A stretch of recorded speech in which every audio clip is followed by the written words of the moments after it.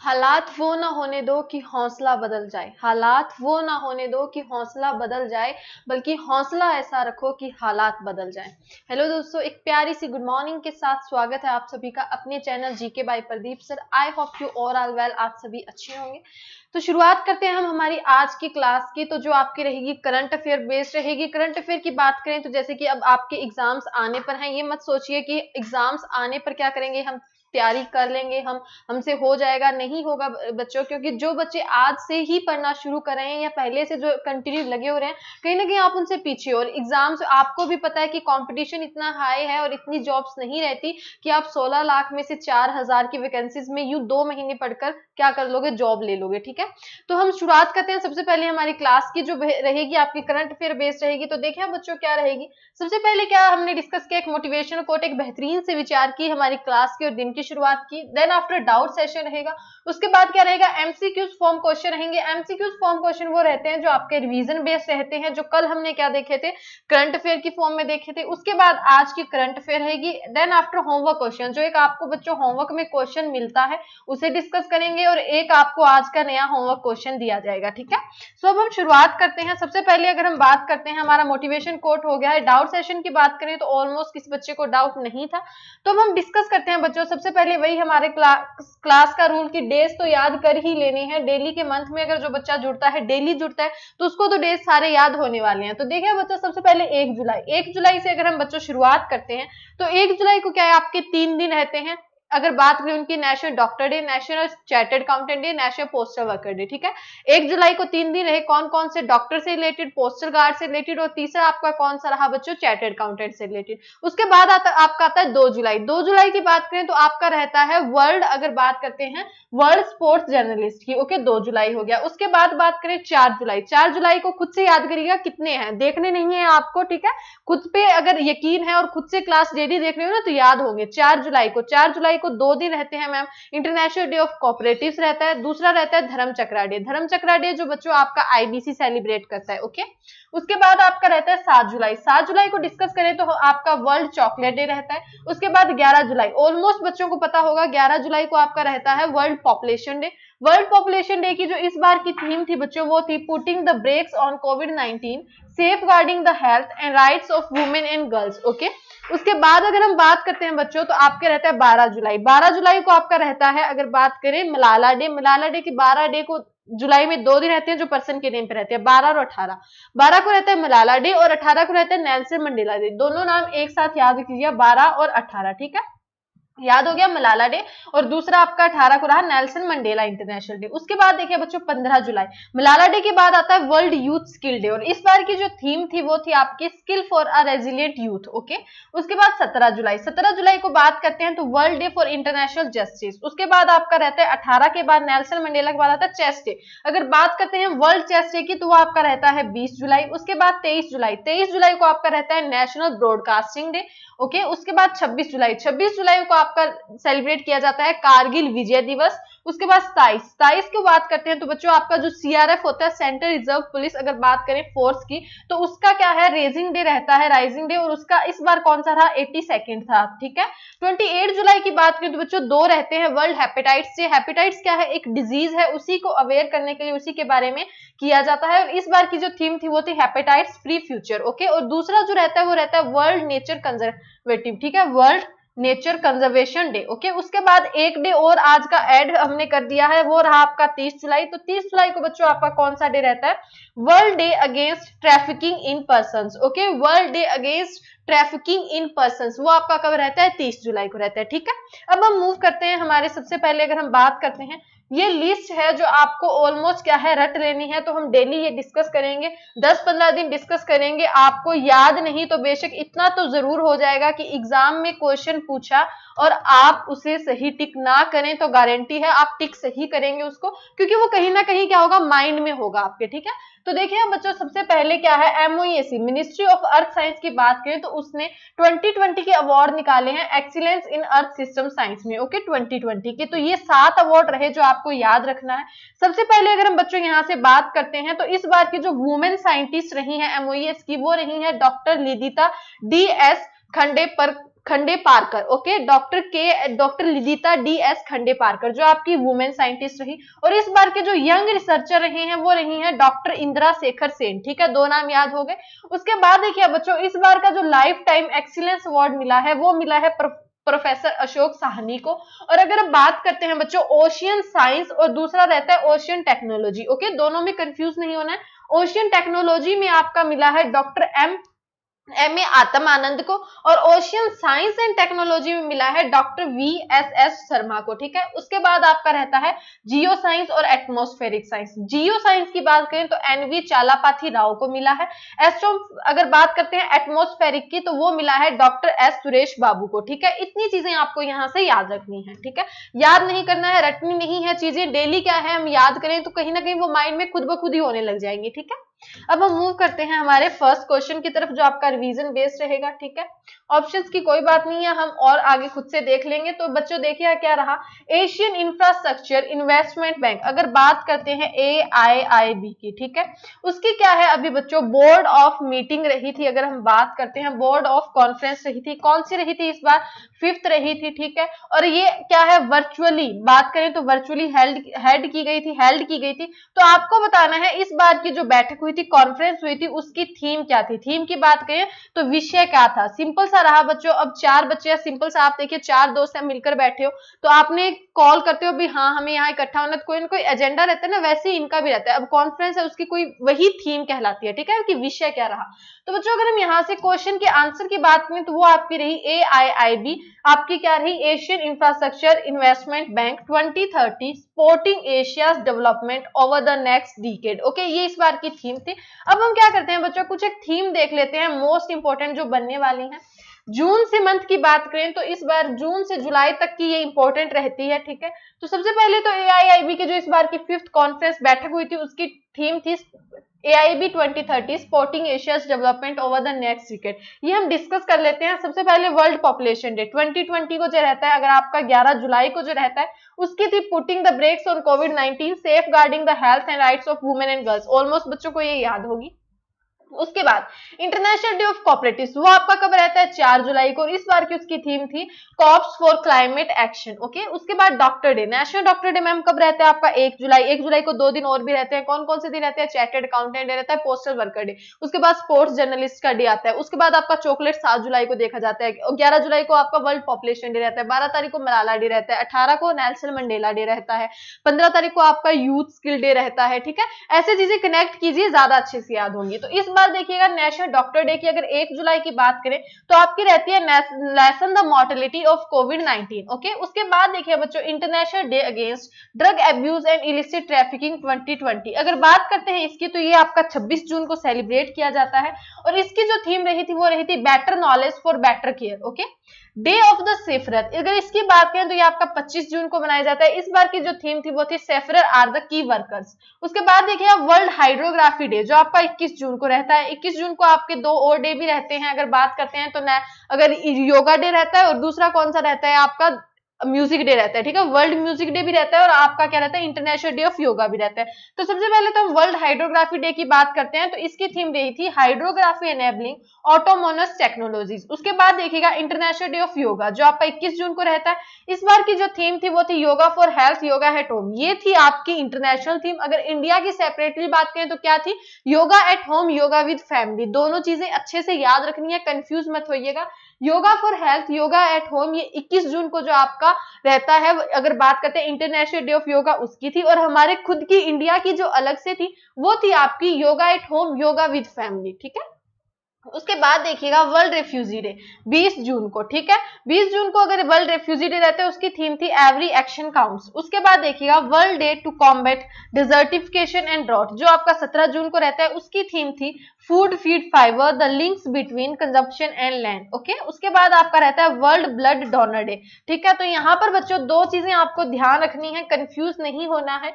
World blood donor day की बात करें तो वो आपका 14 जून को रहता है। और इस बार की जो थीम थी और दूसरा इसका स्लोगन क्या होता है, नारा जिसको हम कहते हैं, और थीम जो विषय रहता है। तो दोनों चीजें अलग अलग थी इस बार की। अगर हम बात करते हैं बच्चों तो देखिएगा सबसे पहले 14 जून को जो आपका वर्ल्ड ब्लड डोनर डे रहा उसकी थीम तो थी safe blood save lives, okay.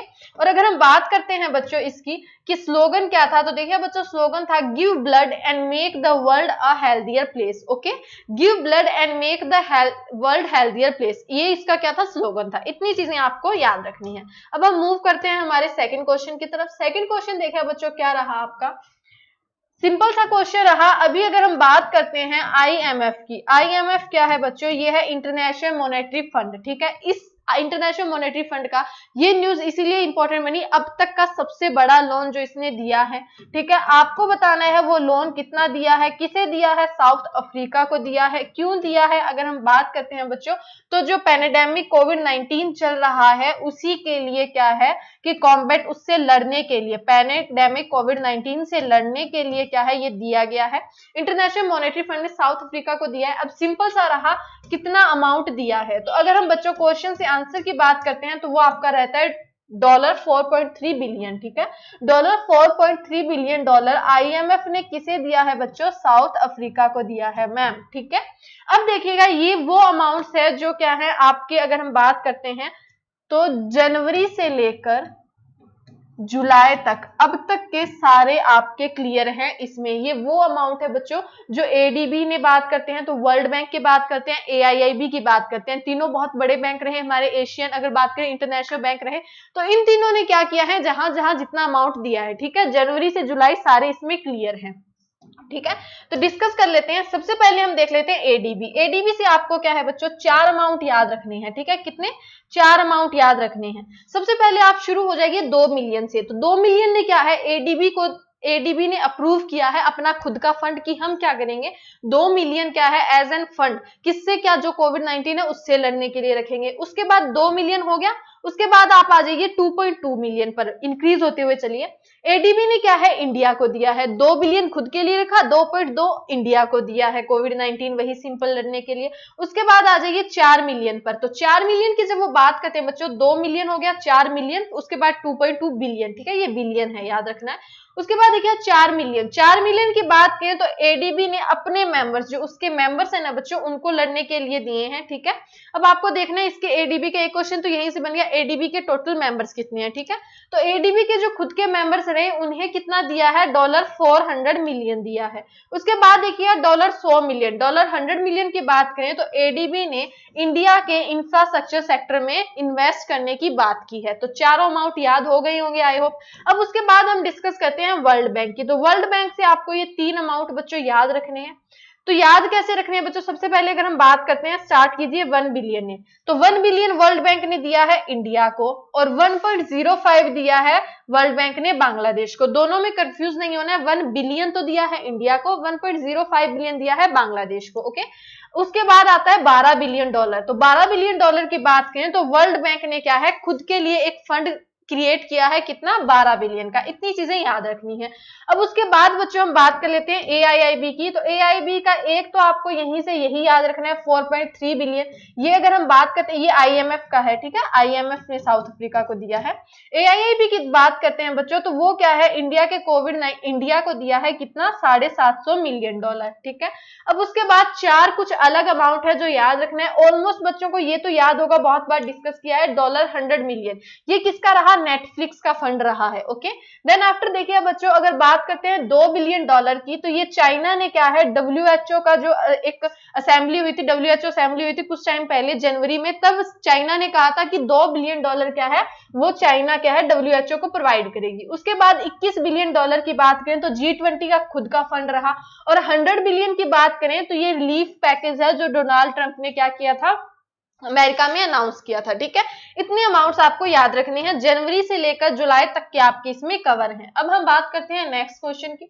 तो नेक्स्ट क्वेश्चन रहा बच्चों आपका अवार्ड से रिलेटेड रहा, premier league golden boot football पुरस्कार जीतने वाले व्यक्ति का नाम क्या है। ठीक है, सिंपल सा क्वेश्चन रहा, प्रीमियर लीग अगर बात करते हैं गोल्डन फुटबॉल बूट फुटबॉल, ठीक है, ये एक अवार्ड रहा premier league golden boot football. आपको बताना है ये पुरस्कार जीतने वाले व्यक्ति कौन रहे हैं। तो अगर बच्चों यहां से बात करें तो उन्होंने क्या है टोटल 23 गोल किए थे। अगर बात करते हैं 2019-20 के लिए, तो उसी के लिए क्या है उन्हें ये अवार्ड दिया गया है। अब आपको उस पर्सन का नेम बताना है।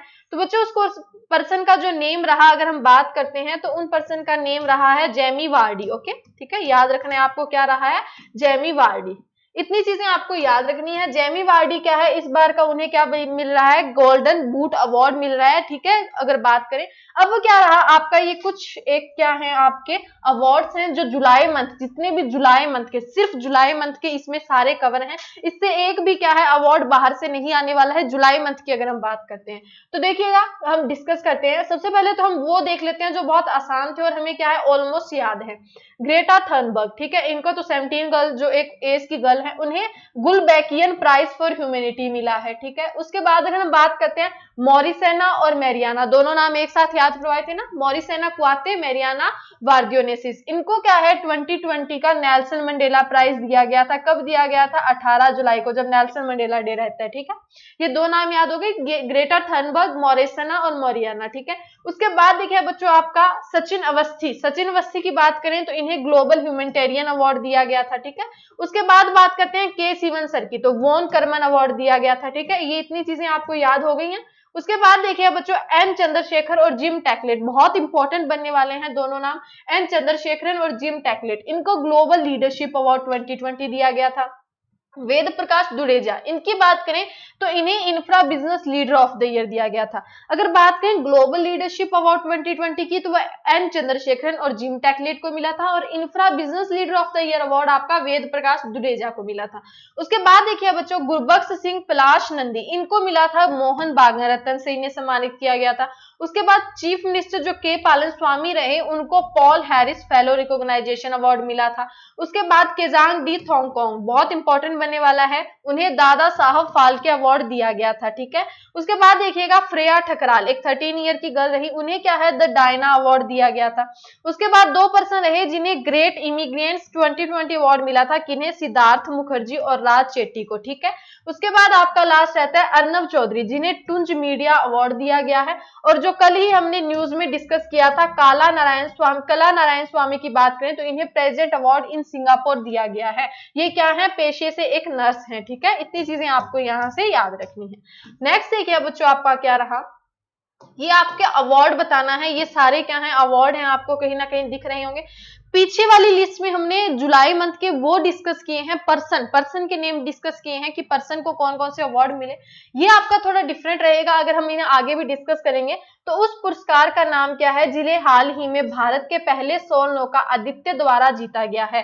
फर्स्ट क्वेश्चन इंपॉर्टेंट बच्चों जो यहाँ से बनेगा वो यही बनेगा कि भारत के पहले सौर नौका का नाम क्या है, तो वो है आपका आदित्य। ओके, इतनी चीजें आपको यहाँ से याद रखनी है। अब उसके बाद बताना है आपको कि वो कौन सा अवार्ड रहा जो इस बार आदित्य अगर बात करें सौर नौका को दिया गया है, तो वो रहा Gustave Trouve award. Okay, Gustave Trouve award ये, और ये पहले प्रकार का ऐसा सौर नौका रहेगा जो जीतने वाला बना है। ठीक है, तो मोस्ट इंपोर्टेंट बनता है। उसके बाद बच्चों अगर हम बात करते हैं इन सब की, तो जनवरी से जुलाई तक की जो ऑर्गेनाइजेशन रही या फिर कोई स्टेट रहा, ठीक है, हमारे इंडिया का खुद का, मतलब तो इंडिया का जो भी जहां से जीता है, और दूसरा अगर कोई सोसाइटी रही है, कमेटी रही है, तो जनवरी से जुलाई तक की सिर्फ ये इतने ही रहे हैं। कितने अगर बात करें 3, 3, 6 और 7, 8 चीजें, और तीसरा आपको गुस्तावा ट्रूवा अवार्ड जो आदित्य जो हमारी सोल नौकर रही उसने, ये 9 ही रहे हैं जनवरी से जुलाई। जो अदर पर्सन नहीं है, ये कोई ऑर्गेनाइजेशन सोसाइटी वगैरह जो है उनको मिले हैं। तो ये 9 आपको याद रखने हैं।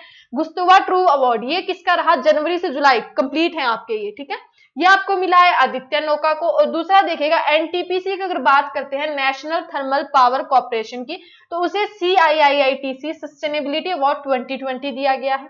इंडियन बटालियन की बात करें तो इस बार उन्हें यूनिफिल एनवायरमेंट अवार्ड दिया गया है। यूनिफिल एनवायरमेंट अवार्ड उसे मिलता है बच्चों, उस बटालियन को मिलता है जो क्या है अपना, अगर बात करें किसी न किसी का लाइक उनका एक मोटिव रहता है, वो रिसर्च वगैरह करते हैं बटालियन जैसे, ठीक है। तो वो जैसे कहीं पर जाते हैं तो वो अपना काम भी कर लें और ज्यादा से ज्यादा नेचर को कोई नुकसान भी ना हो, भी कम से कम नुकसान हो, तो उसी के लिए ये अवार्ड दिया जाता है। तो यूनिफिल एनवायरमेंट अवार्ड किसे मिला है इस बार? इंडियन बटालियन को मिला है।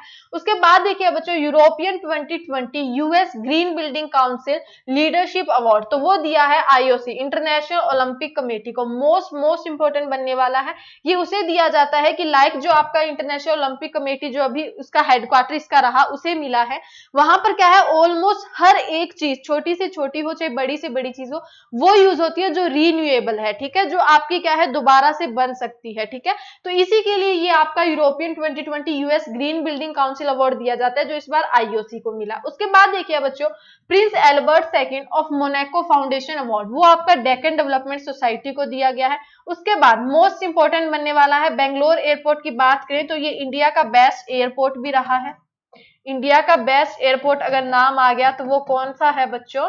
वो है आपका बेंगलोर एयरपोर्ट, ठीक है। तो इसी के लिए इसे sky tracks award for best regional airport दिया गया है। उसके बाद देखिएगा टाटा पावर को Edison award for social innovation दिया गया है। उसके बाद एलाइट्स एक्सीलेंस अवार्ड 2020, वो किसे मिला है? आपका छत्तीसगढ़ राज्य को मिला है। और अगर बात करते हैं award for implementation of PMMVY, सबसे पहले तो इसकी फुल फॉर्म इंपॉर्टेंट बन गई PMMVY, तो वो क्या रही? प्रधानमंत्री मातृ वंदना योजना, उसके लिए किसे मिला है? आपका मध्य प्रदेश को अवार्ड मिला है, ठीक है। इतनी चीजें आपको यहां से याद रखनी है। नेक्स्ट क्वेश्चन देखिए बच्चों, आपका क्या रहा? हाल ही में एक रिपोर्ट जारी की गई है, डिजिटल शिक्षा पर Bharat report 2020, India reports on digital education 2020। अब आपको बताना है कि इस रिपोर्ट को किसने लॉन्च किया है। जो आपकी India report digital education 2020 report, Indian report निकाली गई है, वो किसने निकाली है, मतलब वो किसने प्रस्तुत की है? तो देखिए बच्चों, वो आपकी रही है, अगर हम बात करते हैं मिनिस्ट्री ऑफ एचआरडी की। अभी एचआरडी का नेम नहीं रहा है। अगर बात करें तो 36 सालों बाद ऐसा हो रहा है कि जो हमारी एजुकेशन सिस्टम था वो बदल दिया गया है। कल का ही अगर बात करें, सुबह की न्यूज थी, मैं देख रही थी कि जो हमारा 36 साल राजीव गांधी के टाइम जब वो प्राइम मिनिस्टर थे, तब क्या था, जो ये एचआरडी नेम लिया गया था, अब इसे एजुकेशन मिनिस्ट्री बना दिया गया है। बहुत से रूल चेंज हो गए हैं, स्टडी के रूल चेंज हो गए हैं। अगर हम बात करें, पहले वाला सारा पैटर्न फॉलो किया जाएगा अब। तो देख लेते हैं, वो आगे हम न्यूज में डिस्कस करेंगे। सबसे पहले तो यही मिनिस्ट्री ऑफ एचआरडी की अगर हम बात करते हैं तो मिनिस्टर कौन रहे? रमेश पोखरियाल निशंक सर है। अब बच्चों आपको याद रखने हैं, ये कुछ एक मिनिस्ट्री रही जो क्या करती हैं बच्चों, अगर हम बात करें तो कुछ एक रिपोर्ट जो ये जारी करती हैं। सबसे पहले देखिएगा, India first ever national report assessment of climate change over the India region, ये आपकी किसने दी थी? मिनिस्ट्री ऑफ अर्थ साइंस ने। उसके बाद वॉलंटरी नेशनल रिव्यू 2020 रिपोर्ट, ये कौन जारी करता है? नीति आयोग। उसके बाद देखिएगा, tops national clean lens ranking for the first 2 quarter, ये आपकी इंदौर, ठीक है, इंदौर इसने टॉप किया था। जो सिटी की लाइक सबसे साफ सिटी कौन सी है, साफ सुथरी क्लीननेस रिपोर्ट में, तो इंदौर उसमें टॉप रहा था। उसके बाद अगर बात करते हैं ग्रीन पीस इंडिया रिपोर्ट, जिसमें क्या है, झरिया जो इंडिया का प्लेस रहा सबसे ज्यादा मोस्ट पोल्यूटेड था। दो नाम याद रखने हैं, इंदौर क्या था, सबसे साफ सुथरी सिटी है, और दूसरा जो आपका झरिया रहा प्लेस, वो क्या है, सबसे अगर बात करते हैं पॉल्यूशन प्रदूषित सिटी है, ठीक है। उसके बाद देखिए गुजरात ने क्या किया था, डोमेस्टिक सोलर रूफटॉप इंस्टॉलेशन में फर्स्ट रहा था। उसके बाद हरियाणा, कर्नाटक और केरला, तीनों नाम एक साथ याद रखने हैं, हरियाणा, कर्नाटक, केरला, जिसने टॉप किया था किसमें? स्टेट एनर्जी एफिशिएंसी इंडेक्स 2019 में। ओके, हरियाणा, कर्नाटक और केरला, इतनी चीजें आपको यहां से याद रखनी है। नेक्स्ट क्वेश्चन देखिए बच्चों, क्या रहा? एक बुक से रिलेटेड रहा है, आपको ऑथर का नेम बताना है, उस लेखक का क्या नाम है जिसने भारत में वित्तीय स्थिरता को बहाल करने के लिए क्वेस्ट लिखा है। बुक का नेम क्या रहा? Quest for restoring financial stability in India, ये बुक का नेम रहा। आपको बताना है ये किसने लिखी है। तो बच्चों, ये अगर 5 नेम दिख रहे हैं, कहीं ना कहीं इन्होंने कोई ना कोई बुक लॉन्च की है। डेली का हमारा जैसे रूल रहा है, हम डेली 5 बुक डिस्कस करेंगे। सबसे पहले तो विरल वी आचार्य की बात करते हैं, तो quest for India in domestic अगर जो आपकी बुक रही वो लिखी है, किसने लिखी है? विरल वी आचार्य ने। ये अदर कुछ बुक्स हैं जो हम डेली डिस्कस करेंगे। कल हमने यहाँ तक देख ली थी, ठीक है, कल हमने देखी थी 5 बुक देखी थी, तो यहाँ पे आपकी पेमा खांडू तक बुक हो गई थी। एक बार फटाफट डिस्कस कर लेते हैं। पेमा खांडू की बुक रही the Tangams and ethnologist study of the critical endangered group of Arunachal Pradesh. Hussain Zaidi की बात करें तो एंड गेम बुक रही। बलदेव सिंह सदा खमा की बात करें तो सूरज करे मर्दानी बुक रही। एस जयशंकर की बात करें जो आपके क्या है, अगर एक्सटर्नल अफेयर मिनिस्टर हैं, उन्होंने the Indian way strategies for an uncertain world रही। उसके बाद आरपीएन सिंह की बात करें तो politics of opportunities, regional parties, coalition centre, state relation in India book रही। ठीक है, ये 5 हो गई। अब हम नेक्स्ट 5 देख लेते हैं। तो नेक्स्ट 5 ये रही, देखिएगा। स्टीफन किंग की बुक रही है if it bleeds. A song of India किसने लिखा है? रस्किन बॉन्ड ने लिखा है। His holiness the 14th Dalai Lama and illustrated biography, most important book बनेगी बच्चों ये। तो ये किसने लिखी है? तेंजिन ग्याचे थेरोंग ने। उसके बाद देखिए getting competitive a practitioner guide for India, ये आपकी आरसी भार्गव सर ने लिखी है।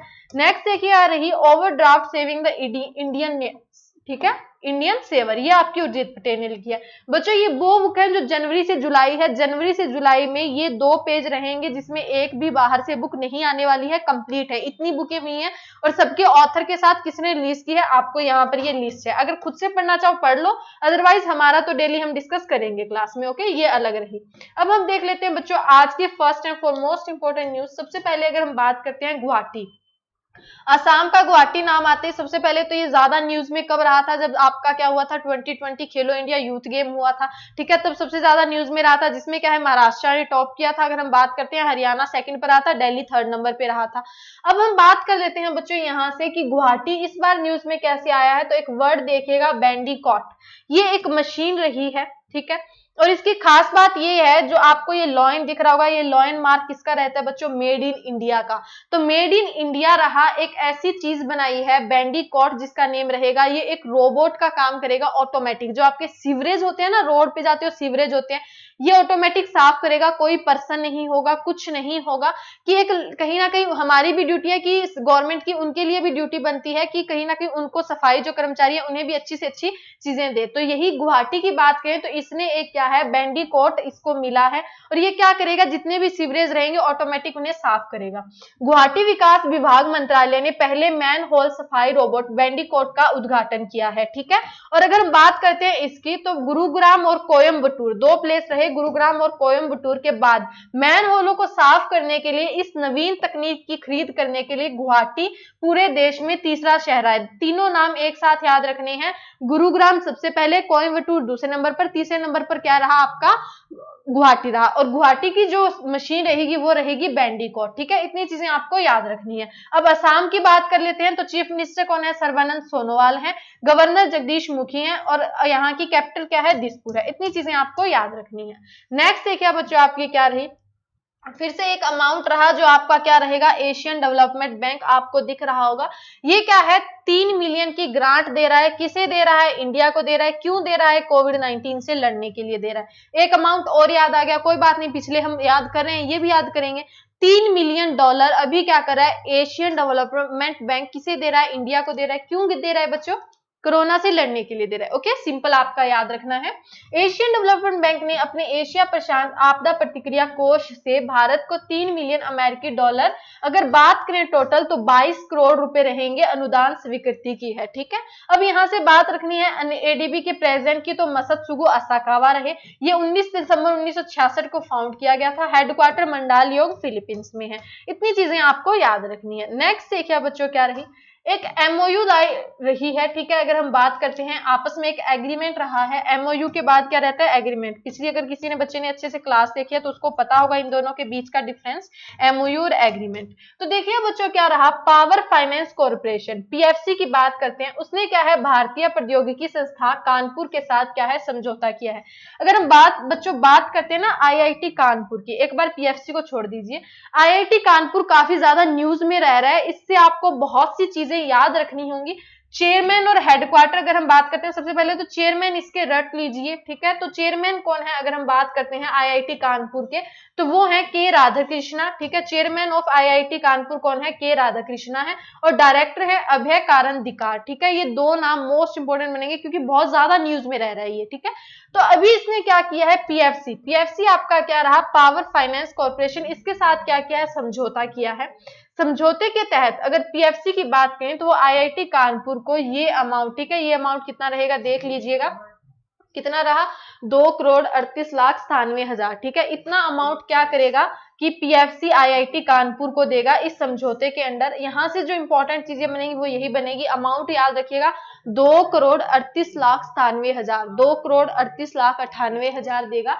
और यहां से क्या क्वेश्चन बना आपका, पीएफसी ने किसके साथ किया है, आपका भारतीय प्रौद्योगिकी कानपुर के साथ समझौता किया। अब आईआईटी के चेयरमैन कौन है, के राधाकृष्णा है। डायरेक्टर कौन है, अभय कारंदीकर है। ठीक है, चेयरमैन अब हम बात करें पीएफसी की, तो पीएफसी के चेयरमैन पावर फाइनेंस कॉर्पोरेशन के रहे राविंदर सिंह ढिल्लो, और हेडक्वार्टर कहाँ है, न्यू दिल्ली में है। इतनी चीजें क्या है आपको यहाँ से याद रखनी है। नेक्स्ट देखिए बच्चों, यही वो न्यूज है जिसकी मैं बात कर रही थी अभी। क्या है आपका जो एचआरडी मिनिस्टर, काफी बार हमने पढ़ा है एचआरडी, अब एचआरडी को भूल जाओ और दूसरा वर्ड याद कर लो, वो आपका रहा कौन सा, मिनिस्ट्री ऑफ एजुकेशन। ठीक है, क्या रहा आपका बच्चों, मिनिस्ट्री ऑफ एजुकेशन। इसमें अब नाम बदल दिया गया है। अब मिनिस्ट्री ऑफ एजुकेशन मिनिस्टर कौन है, आपके रमेश पोखरियाल निशंक। इस तरह से याद करेंगे, एचआरडी भूल जाओ। ठीक है, अब यहां से देखिए बच्चों क्या रहा, मानव संसाधन विकास मंत्रालय का नाम बदलकर शिक्षा मंत्रालय कर दिया गया है। ऑलमोस्ट ये तो यहां से याद होगी। अब यहां से क्वेश्चन कौन कौन से बन सकते हैं, सबसे पहले देखिएगा एचआरडी जो मंत्रालय है वो 1985 में नेम दिया गया था। ठीक है, अगर हम बात करते हैं अब 36 साल, जो मैंने बताया था ना 36 साल बाद ऐसा हो रहा है, जो राजीव गांधी के टाइम ये नेम दिया गया था, उन्हीं का ये सजेशन था, उसी के अंडर एचआरडी नाम लाया गया था। अब बाद में क्या हुआ कि नरेंद्र मोदी सर ने अभी क्या किया है, वो नाम बदल दिया है और वापस से जो पहला हमारा नाम था मिनिस्ट्री ऑफ एजुकेशन वापस ले आए हैं। अब देखिएगा नई राष्ट्रीय शिक्षा नीति, जो अगर बात करते हैं एनईपी की, नेशनल एजुकेशन पॉलिसी, नई आई है, जो हमारी पहले चल रही थी, ये नई नहीं है, बहुत पुरानी है, हमने बीच में कुछ और अडॉप्ट कर ली थी। will replace the existing national policy on education which was the first formulated in 1986 and last modified in 1992। तो क्वेश्चन यही बनेगा, 2020 में आपकी न्यू एजुकेशन पॉलिसी आई है और पहले इसने किसे चेंज किया है, तो वो 1986 की जो आपकी नेशनल पॉलिसी ऑफ एजुकेशन थी, नेशनल पॉलिसी, अगर एजुकेशन पॉलिसी की बात करें 1986 को अब कौन सी चेंज कर रही है, 2020 की नेशनल एजुकेशन पॉलिसी चेंज कर रही है। ओके, इतनी चीजें आपको यहां से याद रखनी है। नेक्स्ट देखिए बच्चों आपकी क्या रही, आपको एक दिख रहा होगा उन्नत भारत अभियान, ये हमारे इंडिया का अभियान रहा। अगर हम बात करते हैं यहां से, तो सबसे पहले तो बच्चों आपको एक वर्ड दिख रहा होगा कि ट्राईपार्शी एमओयू। सबसे पहले तो मैम आपने एमओयू तो बताया है, अब ये नेम कैसे रहा ट्राईपार्शी, अगर बात करते हैं ये एमओयू तो कोई नया एमओयू आ गया, तो बच्चों ऐसा नहीं है, एमओयू सेम ही है। इसका ट्राईपार्शी का मतलब क्या होगा, ट्राई आपको पता होगा कि इसमें क्या है, 3 सेपरेट एंटिटीज आपस में क्या करती हैं, एमओयू करती हैं। 2 करती हैं तो सिंपल एमओयू, और जब 3 आ जाती है तो उसको कहा जाता है ट्राई पार्टी। ठीक है, इतनी चीजें आपको क्लियर होंगी। अब यहां से देखिएगा वो 3 पार्टी कौन कौन सी रही हैं, तो सबसे पहले तो वो रही उन्नत भारत अभियान, इतनी चीजें आपको याद होगी, उन्नत भारत अभियान रही। और तीसरी आपकी न्यू दिल्ली रही है, एनसीआर अगर हम बात करते हैं न्यू दिल्ली, और दूसरी आपकी न्यू दिल्ली रही, और तीसरी कौन सी रही है आपकी विजाना भारत। सिंपल, बस इतनी सी न्यूज आपको याद रखनी है, ज्यादा कुछ इसमें याद नहीं करना है। त्रिपक्षीय समझौता जो रहा वो 3 किसके बीच में हुआ है, उन्नत भारत अभियान के बीच में, न्यू दिल्ली के बीच में और विजाना भारत के बीच में। तीनों चीजें आपको याद रखनी है। किसके लिए हुआ है, CSIR। ऑलमोस्ट बच्चे अब यहीं पर कंफ्यूज हो जाएंगे, भाई अब ये CSIR क्या है। तो बच्चों सबसे पहले अगर हम बात करवा दूं तो ये काउंसिल है जो क्या है 1942 में बनाई गई थी, काउंसिल फॉर साइंटिफिक एंड क्या है industrial research, council for scientific and industrial research, ये 1942 में बनाई गई थी। जितनी भी क्या है बच्चों अगर हम बात करते हैं रिसर्च होती हैं, बड़े बड़े लेवल पर जो रिसर्च होती हैं, ठीक है, उन्हीं के लिए क्या है ये बनाई गई थी council for scientific and industrial research. इसी के लिए अब ये तीनों एक साथ आई हैं, विभा, UBA, IITD और न्यू दिल्ली कि इन्होंने समझौता किया है, त्रिपक्षीय समझौता किया है CSIR के लिए, रिसर्च के लिए, साइंटिफिक रिसर्च के लिए, इंडस्ट्रियल रिसर्च के लिए। ठीक है, इतनी चीजें आपको याद रखनी है। नेक्स्ट देखिए बच्चों आपकी क्या रही, नेक्स्ट जो मैंने HRD वाली आपकी जो नेम चेंज किया गया है उसी से रिलेटेड आपकी रही है बच्चों। तो ये आपका क्या रहा कि प्रधानमंत्री श्री नरेंद्र मोदी जी की अध्यक्षता में केंद्रीय मंत्रिमंडल ने राष्ट्रीय नीति 2020 निकाली और ये किसको स्थगित कर रही है, 1986 को कर रही है। तो थोड़ा सा देख लीजिएगा, हाल ही में स्वीकृत राष्ट्रीय शिक्षा नीति 2020 शिक्षा 1986 की अगर बात करते हैं 24 वर्षीय पुरानी राष्ट्रीय नीति को क्या करेगी, इसकी जगह लेगी। इतनी चीजें याद रखनी है। अब अगर यहाँ से बात करें तो जो आपके HRD मिनिस्टर की अगर हम बात करते हैं, अब HRD चेंज हो गया तो क्या रहा, एजुकेशन मिनिस्टर। एजुकेशन मिनिस्ट्री अब किसके अंडर आई है, आपके रमेश पोखरियाल निशंक सर के अंडर। इतनी चीजें बस आपको याद रखनी है। नेक्स्ट देखिए बच्चों आपकी क्या रही, एक अपॉइंटमेंट से रिलेटेड रही। अगर हम इनकी बात करते हैं बच्चों, सबसे पहले तो अगर हम इनकी बात करें बच्चों, तो इनका नेम रहा अर्चना सोरेंग। अर्चना सोरेंग जो क्या है, एक इंडियन एक्टिविटीस्ट है, ठीक है, इंडियन एक्टिविटीज है अर्चना सोरेंग। इनको क्या किया है बच्चों, चीफ यूथ एडवाइजर ग्रुप का क्या है, चीफ बनाया गया है ऑन क्लाइमेट चेंज। भारतीय जलवायु कार्यकर्ता अर्चना सोरेंग को संयुक्त राष्ट्र क्या रहा, यूनाइटेड नेशन। इसकी प्रेसिडेंट कौन है, अगर हम बात करते हैं बच्चों, तो एंटोनियो गुटरेस। उन्होंने क्या है, इन्हें नियुक्त किया गया है, अर्चना सोरेंग को अपने नए सलाहकार के समूह के लिए नामित किया है। इतनी सी चीजें याद रखनी है, मोस्ट इंपोर्टेंट बनेगा। यूएन के जो आपका क्या रहा, भारतीय जलवायु अगर बात करें तो उस पर क्या है, नए सलाहकार कौन बनाए गए हैं, वो इंडिया की रही हैं अर्चना सोरेंग, ठीक है, इन्हें नियुक्त किया गया है। एंटोनियो गुटरेस जो यूएन के प्रेसिडेंट रहे, उन्होंने इन्हें नियुक्त किया गया है। कल आपने काफी न्यूज, कल सुबह या बाद में परसों शाम से आप काफी न्यूज देख रहे होंगे राफेल की, काफी मतलब बहुत गर्व की बात थी इंडिया के लिए। तो इससे क्या होगा, इंडिया सबसे, अगर ये क्या है, टोटल 36 राफेल जो हमारा क्या था, फ्रांस के साथ एक समझौता चल रहा था। समझिएगा चीजें, हम पर बाद में लेंगे, ठीक है। फ्रांस के साथ 2001 से ये बात चल रही थी, हालांकि कुछ एक कंट्रोवर्सी चलती रही। 2001 के बाद 2012 में हमने इस समझौते पर क्या है, आगे रखा था, तो 2016 के लिए हमें मंजूरी मिली थी। उसके बाद क्या है, थोड़ा बहुत मतलब 2016 में हमें मंजूरी मिल गई थी, तब से इस पर काम चल रहा था।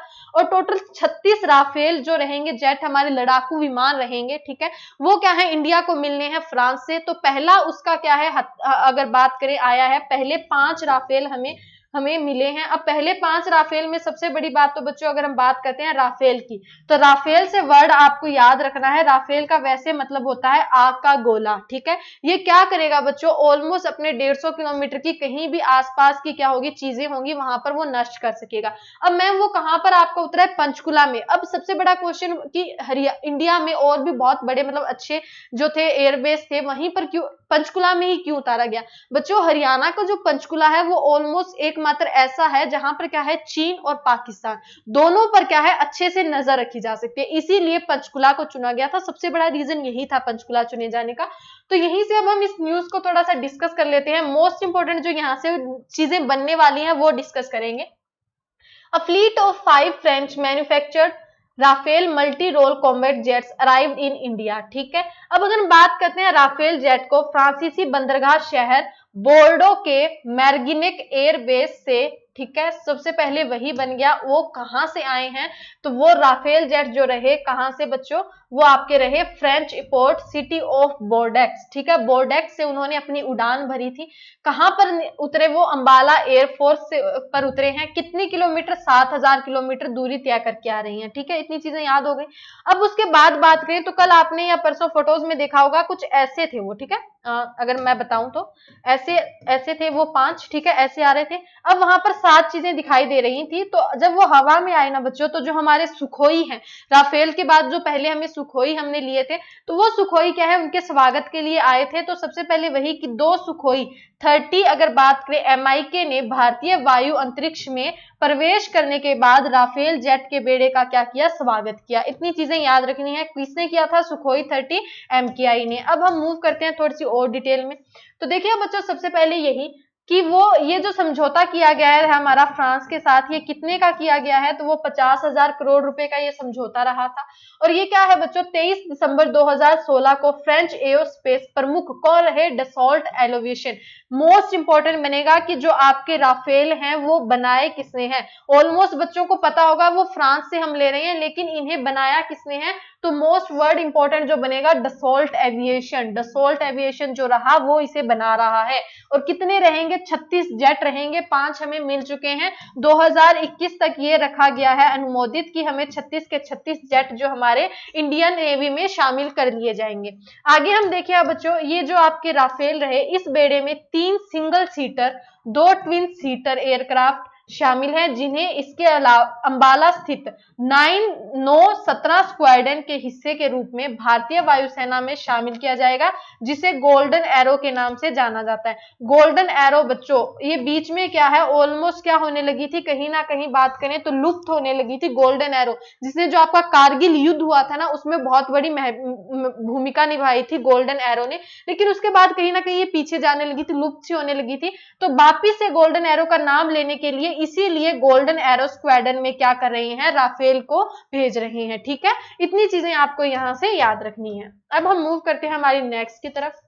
नेक्स्ट देखिए बच्चों क्या रही आपकी, अगर हम बात करते हैं union minister chemical and fertiliser, क्या केंद्रीय रसायन और उर्वरक मंत्री कौन रहे, डीवी सदानंद गौड़े, जिन्होंने क्या है देश में थोक दवाओं और चिकित्सा उपकरणों के पार्कों को घरेलू विनिर्माण को बढ़ावा देने के लिए 4 योजनाएं शुरू की हैं। ठीक है, अब आपको वो योजनाएं याद नहीं करनी, सिंपल से इतनी याद रख रहे हैं, वो 4 योजनाएं किस लिए हैं, दवाओं और चिकित्साओं को जो थोक में हम सेलिंग परचेजिंग करते हैं उसके लिए है। और किसने, डीवी सदानंद गौड़ ने वो क्या की है, लॉन्च की है, कितनी, 4 योजनाएं। तो उस स्कीम में अगर बात करें टोटल फाइनेंशियल असिस्टेंस कितनी रहेगी, 6,940 रुपए की टोटल क्या रहेगा, उस पर व्यय रहेगा। इतनी चीजें आपको यहां से याद रखनी है। नेक्स्ट देखिए बच्चों आपकी क्या रही, काफी अच्छी न्यूज है कि केंद्र सरकार द्वारा अगर हम बात करते हैं वॉर को संवर्धित, अगर बात करते हैं यहां से एक्विली लैब्स कोविड-19 है, उसने हेल्थ क्राइसिस अगर बात करें CAWSCH के साथ केंद्र द्वारा वॉर को सर्वाधित करने के लिए बेंगलोर स्थित एक स्टार्टअप का चयन किया है।